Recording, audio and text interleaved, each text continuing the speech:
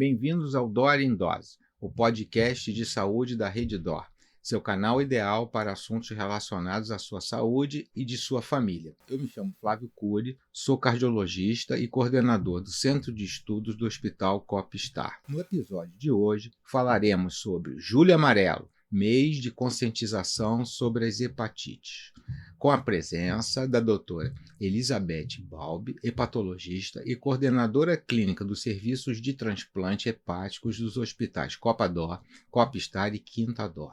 Doutora, um prazer ter aqui, uma honra, né? Você aqui com a gente. Queria falar para você, fazer uma pergunta inicial. Nós sabemos que estamos aqui no mês de Julho Amarelo, né? Que é o mês que a gente comemora a prevenção da hepatite, em geral, das hepatites virais. Mas eu queria fazer uma introdução. Que me assusta que hepatite é uma doença que se descreveu com mais detalhes tão profundamente e recentemente. Por exemplo, em 1965 se descreveu a descoberta, né, do antígeno na Austrália. Agora, só uma experiência de... Quando eu era criança, eu tive hepatite A. O médico mandou ficar deitado na cama, quietinho, que senão o fígado ia derreter, ia explodir, ia sair, e só podia comer doce. Eu fiquei um balão de tanto suspiro que eu comia que minha mãe fez. E eu tomava injeção, naquela época, uma senhora que era minha vizinha que dava, ela fervia a agulha e a seringa e dava. Quer dizer, muita gente teve que ter pego hepatite por causa disso. Depois, quando surgiu o microscópio eletrônico, a gente via que tinha vírus ali, que não tá. Quer dizer, tudo muito recente. Ou seja, a medicina melhorou, mas melhorou tudo muito recentemente. Isso assusta, né? Por isso tudo. O que significa ter uma hepatite? Bem, a gente está aqui para esclarecer um pouco mais sobre as doenças do fígado. E a primeira coisa que eu queria falar, a gente vai desmistificar um pouco esses folclores ao longo da nossa conversa. Alguns muito reais. Mas hepatite significa, no amplo sentido, ter uma inflamação do fígado. E eu falo muito para os pacientes que a palavra hepatite sempre tem que ter um sobrenome. Então, eu não tenho só uma hepatite. Eu tenho uma hepatite viral, eu tenho uma hepatite medicamentosa, eu tenho uma hepatite alcoólica, eu tenho uma hepatite metabólica. Mas, nesse mês especificamente, a gente tem uma bandeira para levantar, que é falar sobre as hepatites virais. Então, eu inflamei o meu fígado por conta de uma infecção, que pode ser aguda ou que pode ser crônica. Então, é isso que a gente vai valorizar. Porque as pessoas usam de uma forma muito ampla a palavra hepatite, mas eu preciso da causa daquela inflamação do fígado. Tá ótimo. Tá ótimo então, doutora. Agora, por que a gente tem um mês dedicado à conscientização sobre as hepatites virais? O que você pode dizer para a gente sobre isso? Então, os meses que valorizam doenças específicas acabam fazendo com que as pessoas pensem mais naquelas doenças naquele mês, ou seja, que elas não sejam esquecidas ao longo de todo o tempo. E a ideia de ter criado um mês, que é o Julho Amarelo, para a conscientização das hepatites virais, veio muito, é recente, isso vem desde 2019.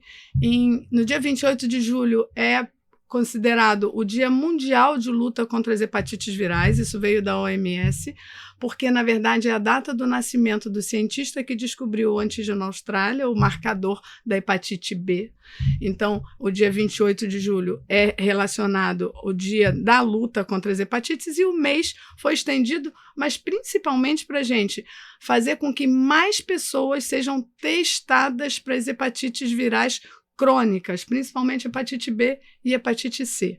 A hepatite A é uma hepatite aguda, então essa a gente não vai ter um portador crônico do vírus da hepatite A, mas hepatite B e C, que são doenças que podem cursar de forma silenciosa e assintomática, devem ser testadas principalmente em pessoas mais expostas ou que já tiveram alguma situação de risco para contaminação. Agora, como que a gente pode ser contaminado pelo vírus da hepatite? Então, vamos separar um pouquinho em dois blocos. Quando a gente fala, existe hepatite A, hepatite B, hepatite C, existe delta e E, a gente não vai falar, são coisas mais raras, mas vamos falar das hepatites mais do dia a dia e mais comuns. Hepatite A.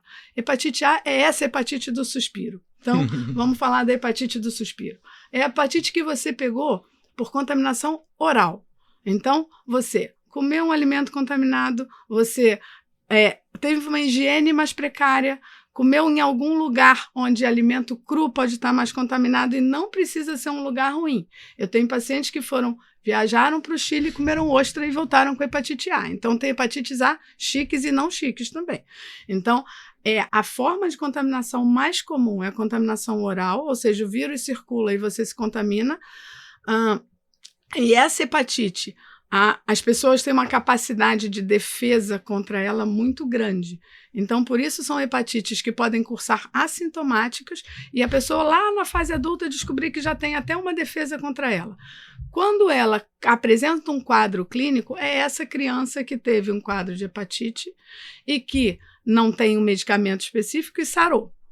Quando a gente tem hepatite A num curso do adulto, a gente às vezes tem quadros um pouco mais graves e eu posso dizer que o Rio de Janeiro, nesse ano de 2025, teve muitos casos de hepatite A nos últimos 2, 3 meses. Então a gente sabe que o vírus está circulando. E por que eu estou ressaltando isso? Porque vacinação para hepatite A existe. Então é algo que também é esquecido e que a gente precisa reforçar. Falando um pouco das hepatites que não são por contaminação oral, hepatite B e hepatite C. Essas são hepatites crônicas, que você vai se contaminar por algum contato sexual ou sanguíneo e que podem cursar de forma assintomática e você só vai descobrir num tempo muito posterior que você tinha o vírus e que ele podia estar inflamando o seu fígado há muito tempo. Agora, uma pergunta, que já recebi casais lá no consultório, um dos dois é positivo para hepatite C. Aí ele fala assim, diz para ela que eu não contamino ela pelo sexo. Isso é verdade, não é? Para deixar isso claro. Então, vamos falar da chance de contaminação sexual na hepatite C existe, mas é muito pequena. Então, a chance de contaminação da hepatite B por via sexual é muito grande. Pois é. Então, quando a gente tem parceiro de alguém portador de vírus B, a gente está obrigado a investigar se o parceiro está contaminado ou não.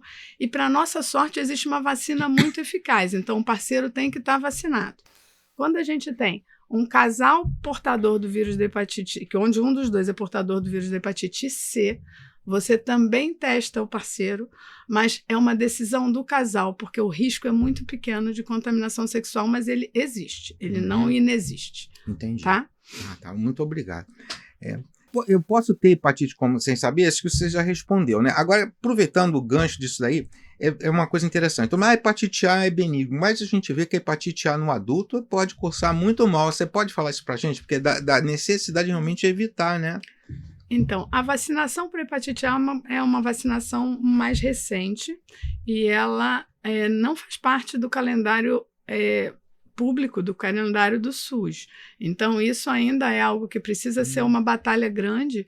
As crianças são orientadas a serem vacinadas com uma dose no primeiro ano de vida e os adultos com 2 doses na fase adulta, para todos os que nunca tiveram contato com o vírus A.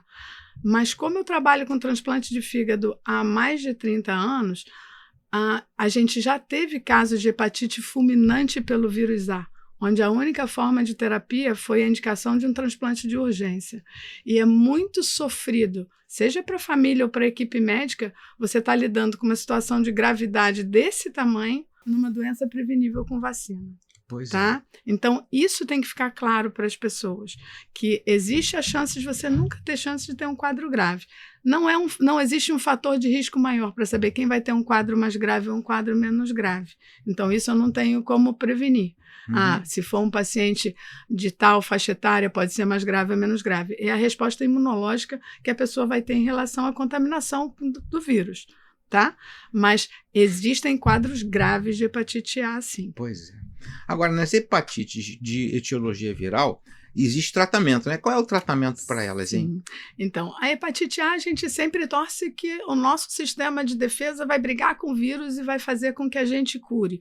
O fígado é um órgão extremamente camarada do ponto de vista de regeneração. Então, mesmo quando ele sofre uma agressão muito intensa, ele tem a capacidade de se reconstituir e ser um fígado normal. Ninguém vai ter uma sequela porque teve uma hepatite aguda. Ele cura e o fígado volta a ser um fígado normal.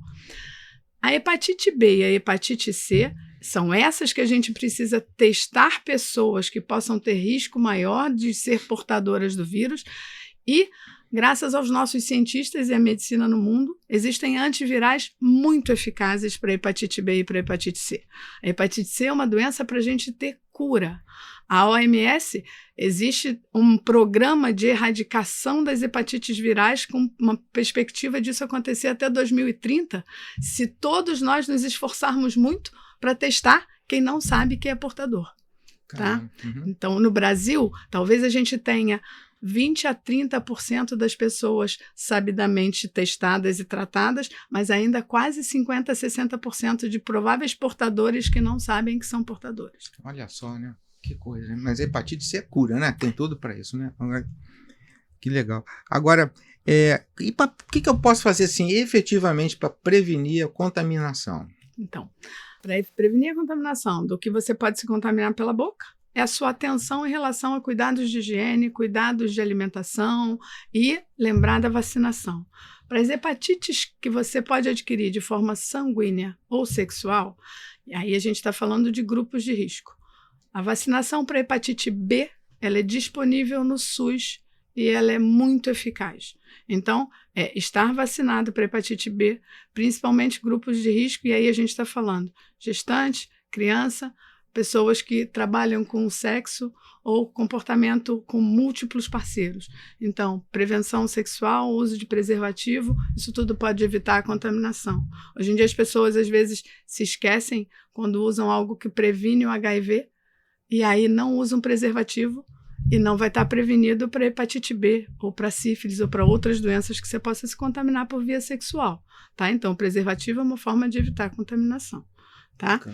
E para hepatite C, a gente lembrar que como a contaminação é muito maior pelo sangue, qualquer tratamento com algo que seja pérfuro cortante ou compartilhamento de agulha em usuários de droga, isso foi uma das fontes mais importantes de contaminação da hepatite C há vários anos. Tá? Então, a contaminação em tratamentos dentários, a contaminação na sua história da agulha que fervia, era exatamente o que acontecia há tempos atrás. Então, a gente tinha fontes de contaminação com objetos pérfuro-cortantes que eram ou mal esterilizados ou compartilhados, e nesse compartilhamento você tinha chance de contaminar outras pessoas. Existe também uma outra questão, e quando a gente fala de ter o seu material esterilizado, existe a questão dos tratamentos de unha, de manicure, de tatuagem, de acupuntura, tudo isso é possível, tudo que tem uma agulha que possa contaminar ou algo que vá ser colocado no paciente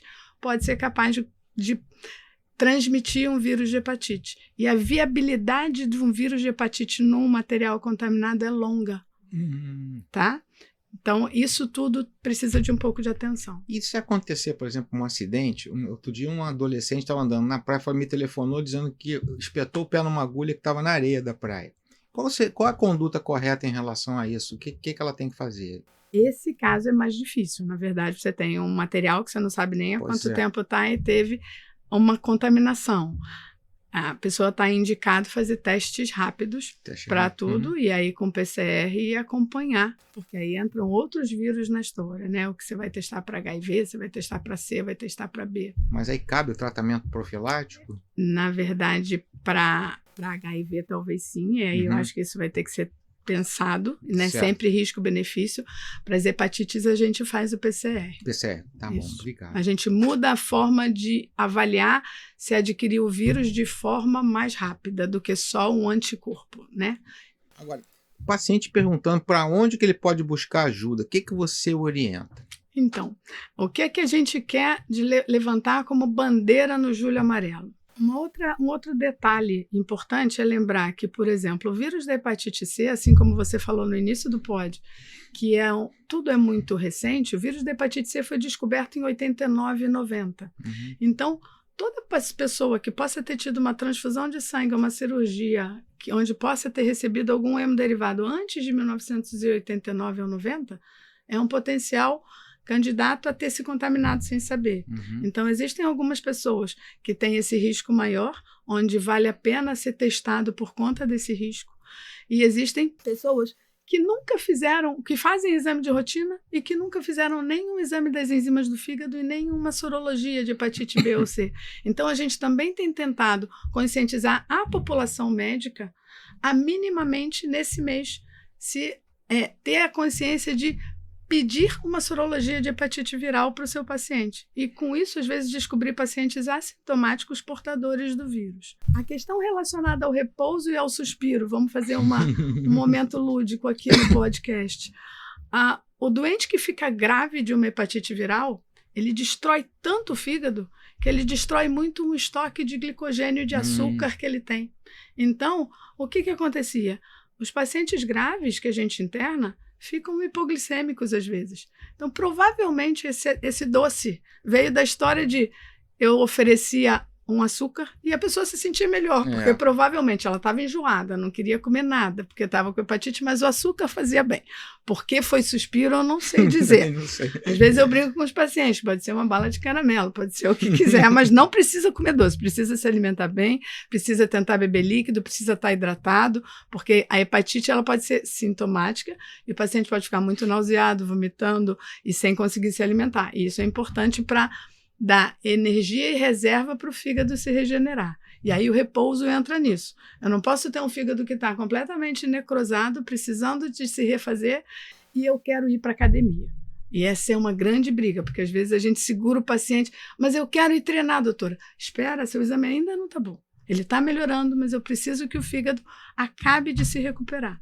Eu queria lhe perguntar, e a rede oferece alguma ajuda para os pacientes, orientação e tratamento especificamente sobre hepatite? Então, a hepatologia da Rede DOR, hoje em dia, ela está muito alicerçada em todas as fases da doença do fígado. Então, a gente funciona dentro da Rede DOR com uma linha de cuidado em doenças hepáticas, cirrose e transplante hepático. E dentro dessa linha de cuidado, a gente tem os ambulatórios, o atendimento intra-hospitalar, o acompanhamento dentro de uma unidade de terapia intensiva só direcionada para fígado, para doenças hepáticas, e o transplante de fígado. Então, toda essa linha de cuidado está disponível dentro das unidades da rede, e além disso, a gente conta no Rio de Janeiro com o Richer, com toda a oferta de vacinação para as hepatites virais. Tá? Que bom. Doutora, foi muito bom, foi muito esclarecedor. Queria agradecer muito a sua presença e a gente em breve vamos nos ver de novo aqui, se Deus quiser. Tá? Muito obrigado.